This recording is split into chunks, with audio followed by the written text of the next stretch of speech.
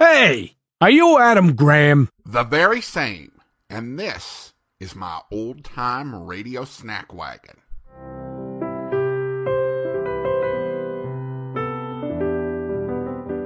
Welcome to the Old Time Radio Snack Wagon, where we serve up a bite-sized portion of old-time radio.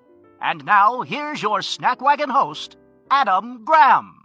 Welcome to the old-time radio snack wagon. It's our 20th trip out today, and we have something special to begin this week before Christmas. Among the many things to love about the golden age of radio is the efforts that were made to educate and pass on artifacts of culture, the great art, and the great stories that were part of America's heritage and what we call Western culture. As hard as this is to imagine today, on mainstream network radio programs, listeners would hear programs that taught world history and American history, as well as the great works of literature. NBC's University of the Air was an umbrella for a series of programs of cultural and historic significance. NBC's University of the Air did yeoman's work with series such as World's Greatest Novels and We Came This Way, oftentimes doing full cast audio dramas, dramatize both literature and history. Listeners could actually obtain college credit at a few universities for having listened to the programs. Today, we're bringing you a reading from University of the Air in a series called World's Best Short Stories. The original air date is December the 23rd, 1947, and the title is The Gift of the Magi.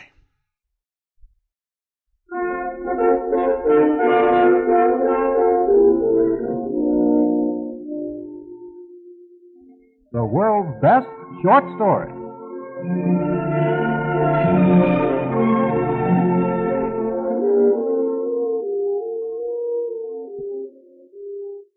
By transcription, the University of the Air presents The Gift of the Magi by O. Henry. And when they were come into the house, they saw the young child with Mary, his mother, and fell down and worshipped him. And when they opened their treasures, they presented unto him gifts, gold and frankincense and myrrh. These were the gifts of the Magi, but their gift was love.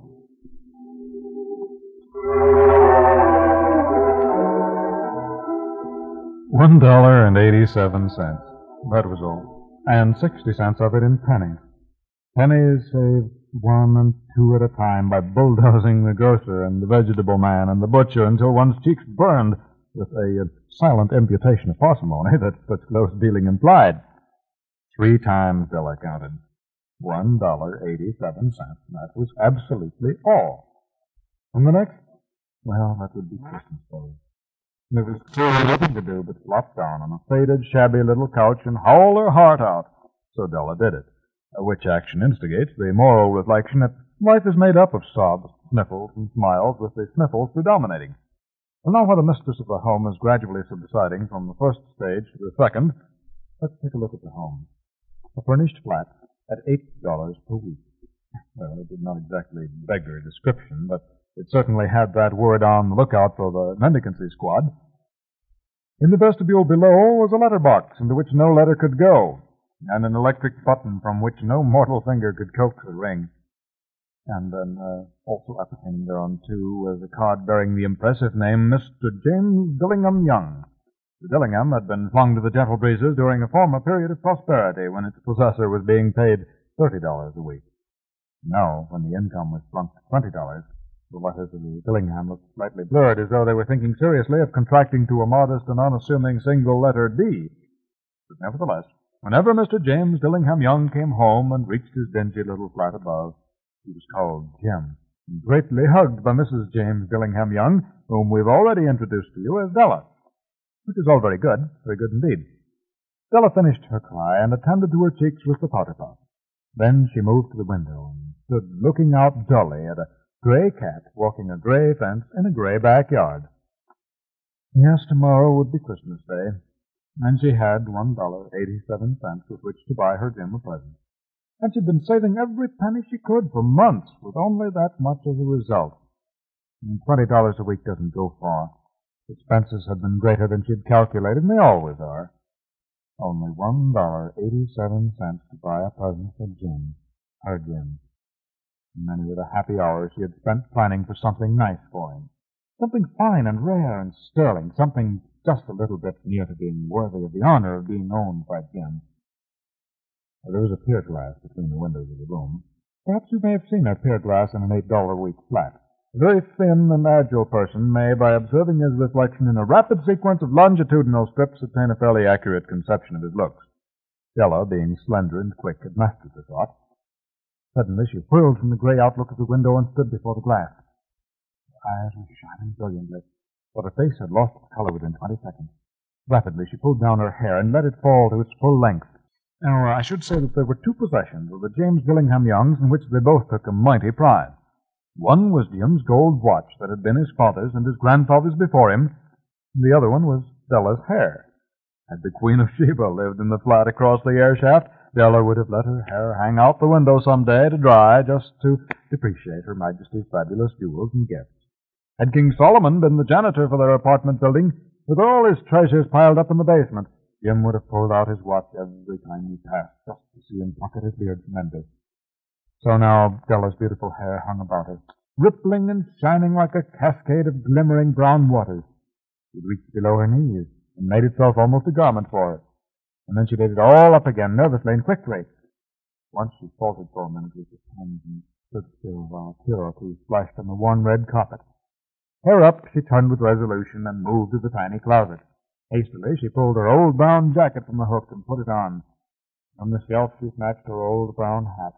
And then again before the pier glass, she placed it over her hurriedly dressed hair.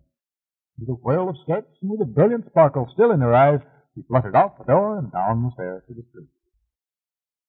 Della walked resolutely down the avenue, with shining eyes straight ahead. Only once did they waver or her footsteps falter. She passed the jewelry shop, hesitated, started to walk on, then turned with an imperceptible catch of her breath back to the shop window. Yes, it's still there.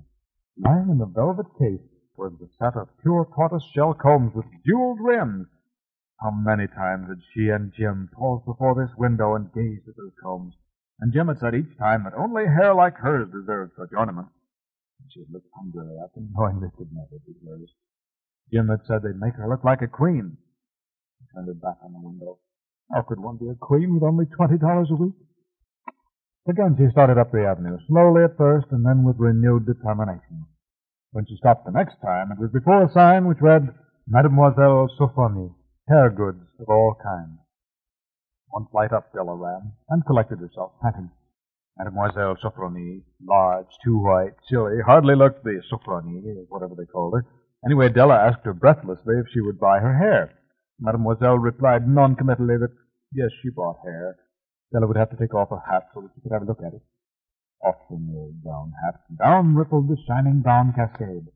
Mademoiselle Sophonie lifted the mass with a practiced hand and said, $20.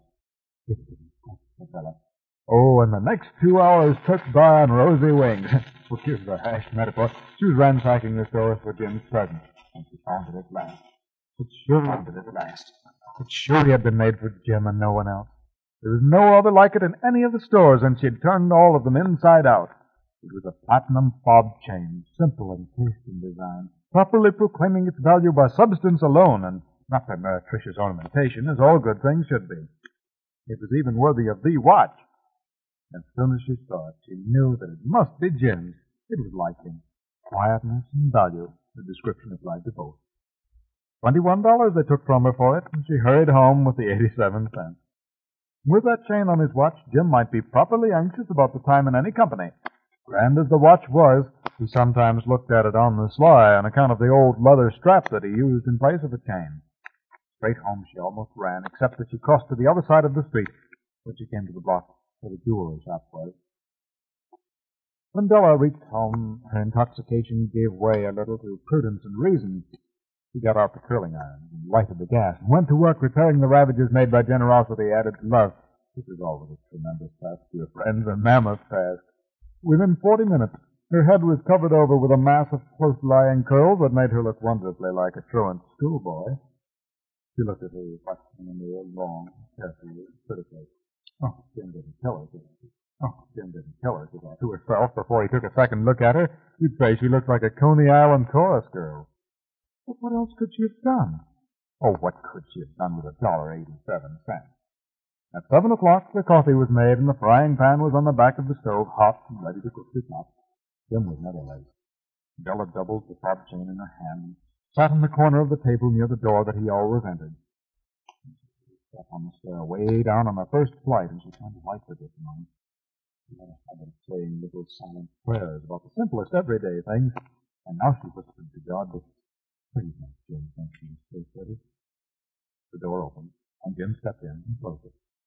He looked thin and serious. The poor fellow was only 22 and was burdened with a family. He needed a new overcoat, and he was without gloves. He stopped inside the room as immovable as a setter at the scent of a quail. His eyes were fixed upon Della, and there was an expression in them that she could not read, and it terrified her.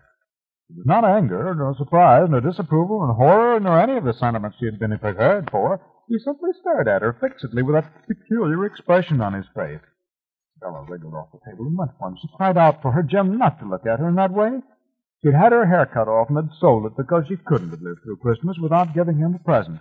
She babbled rapidly and incoherently. It would grow out again. He wouldn't mind, would he? She just had to do it. Her hair grew awfully fast. Tell him Merry Christmas, Jim, and let them be happy. He didn't know what a beautiful, nice gift she'd got for him.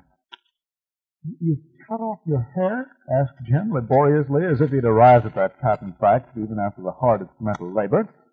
Della repeated she had cut it off and sold it. Didn't he like her just as well anyhow? She was still his Della, even without her hair, wasn't she? "You say your hair is gone?" he said, with an air almost of idiocy. He couldn't look for it, Della told him. It was sold, and gone, too, she repeated. Oh, it was Christmas Eve, Jim. She must be good to her, for it went for him. Maybe the hairs of her head were numbered, she went on with a sudden serious sweetness, but nobody could ever count her love for him. And practically, she asked if she could sit on the couch.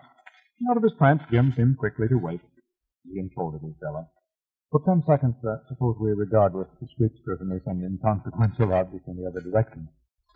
$8 a week or $1 million a year. What's the difference? A mathematician or a wit would give you the wrong answer. The Magi brought valuable gifts, but that was not among them. Oh, this dark assertion will be illuminated later on. Anyway, Jim drew a package from his overcoat pocket and threw it upon the table. "Don't make any mistakes, Dell," he said about me. I don't think there's anything in the way of a haircut or a shave or a shampoo that could make me like my girl any less. But if you'll unwrap that package, you may see why you had me going a while at first." White fingers and nimble tore at the string and paper, and then an ecstatic scream of joy, and then, alas, a quick feminine change to hysterical tears and wails, necessitating the immediate employment of all the comforting powers of the lord of the flat. So there lay the combs, the set of combs, side and back, that Della had worshipped for so long in the Broadway window. The beautiful combs, pure tortoise shell with jeweled rims, the perfect shade to wear in the beautiful, vanished hair. They were expensive combs, she knew, and her heart had simply craved and yearned over them without the least hope of possession. Now they were hers, and the tresses that should have adorned the coveted adornments were gone. But she hugged them to her bosom, and at length she was able to look up with dim eyes and smile and say again, "My hair grows so fast, Jim." And then Della leaped up like a little singed cat and cried out. Jim had not seen his beautiful present. She held it out to him eagerly upon her open palm. The dull, precious metal seemed to flash with the reflection of her bright and ardent spirit. Wasn't it a dandy, Jim? He had hunted all over town to find it. Now he'd have to look at the time 100 times a day. She asked for a watch. She wanted to see how the chain looked on it. Instead of handing it to her, Jim tumbled down on the shabby couch and put his hands under the back of his head and smiled. "Dell," he said, "let's put our Christmas presents away and keep them a while. They're too nice to me, just a present. I sold the watch to get the money to buy you a comb.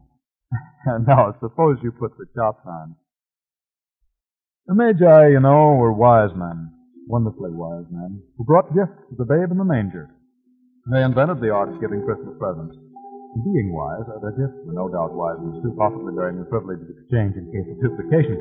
And here I have lamely related to you the uneventful chronicle of two foolish children in a flat who most unwisely sacrificed for each other the greatest pleasures of their house. But in a last word to the wise of these days, let it be said that of all who gave gifts, these two were the wisest. Of all who give and receive gifts such as they are wisest. Everywhere they are wisest. They are the Magi.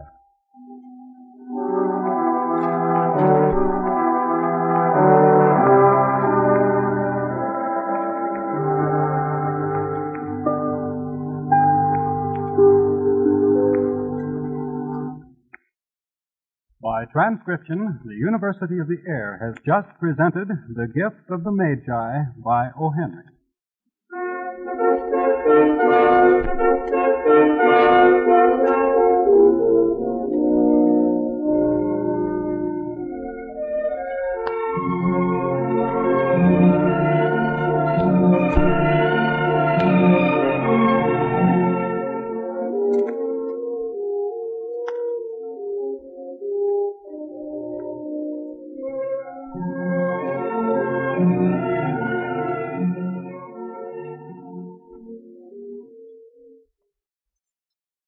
Welcome back. This story has been adapted quite a few times, most prominently 2 decades ago in the anthology animated film Mickey's Once Upon a Christmas.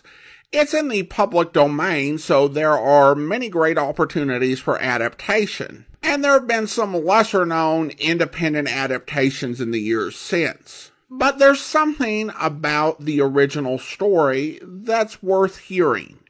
As written, there's a certain earnestness and O. Henry's way of turning a phrase that makes it a treat to listen to, and the uncredited narrator does a great job bringing this story to life. I should add that in recent years and throughout my whole life, I've heard them referred to as the Magi.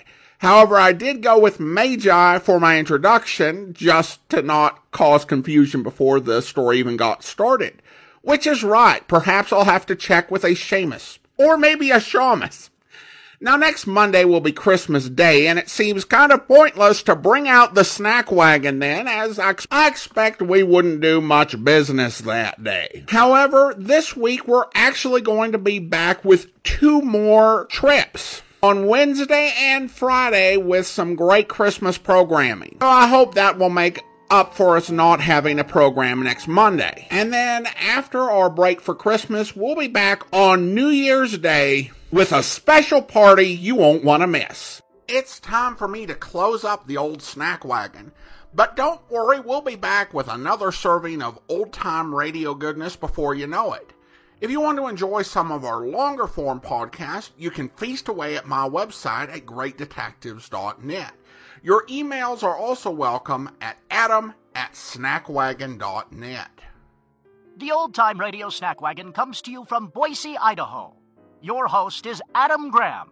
Sound production is by Rhines Media, LLC. You can listen to past episodes of the Old Time Radio Snack Wagon as well as connect on social media at our website at snackwagon.net. Email suggestions for episodes to adam@snackwagon.net. This has been the Old Time Radio Snack Wagon.